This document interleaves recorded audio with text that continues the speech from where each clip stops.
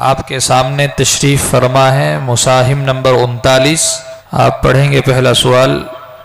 वक़ुल्ना या आदम उस्कुन अंत व ज़ौजुकल जन्नत व कुला मिन्हा रगदन हैथु शि'तुमा। अऊज़ु बिल्लाहि मिनश शैतानिर रजीम।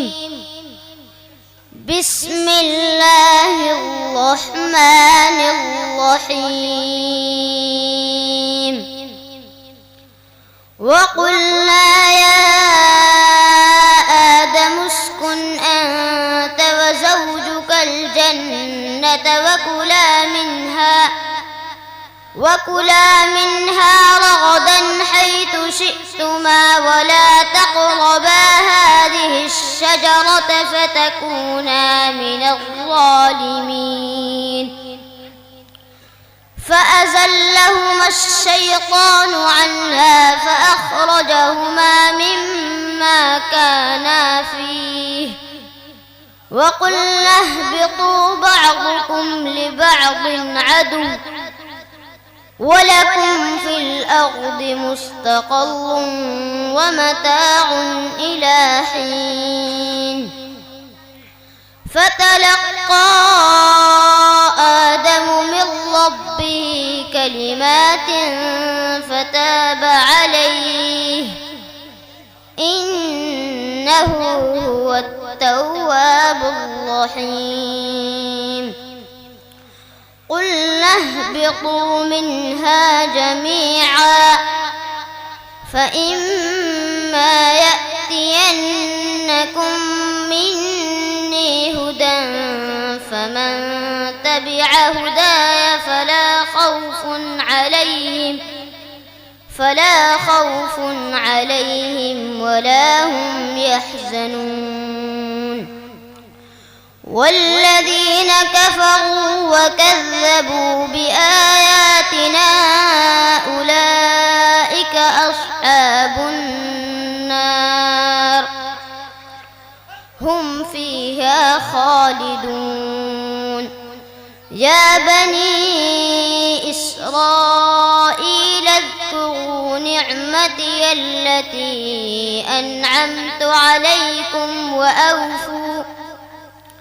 وأوفوا بعهدي أوف بعهدكم وإياي فارهبون. وآمنوا بما أنزلت مصدقا لما معكم. दूसरा सवाल। फ़इन तवल्लैतुम फ़मा सअल्तुकुम मिन अज्र इन अज्रिय इल्ला अलल्लाह।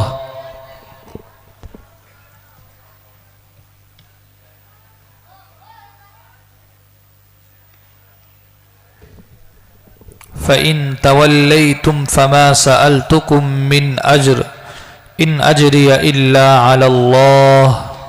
أعوذ بالله من الشيطان الرجيم. فإن توليتم فما سألتكم من أجر إن أجري إلا على الله وأمرت أن أكون من المسلمين. فكذبوه فنجيناه ومن معه في الفلك وجعلناهم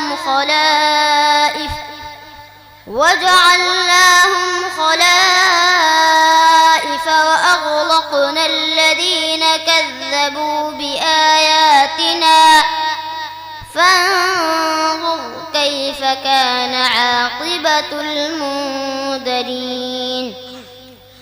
ثم بعثنا من بعده رسلا إلى قومهم فجاءوهم بالبينات فما كانوا ليؤمنوا بما كذبوا به من قبل كذلك نطبع على قلوب المعتدين. ثم بعثنا من بعده رسلا إلى قومهم فجاءوهم بالبينات فما كانوا ليؤمنوا بما كذبوا به من قبل كذلك نطبع على قلوب المعتدين ثم بعثنا من بعدهم موسى وهارون إلى فرعون وملئه بآياتنا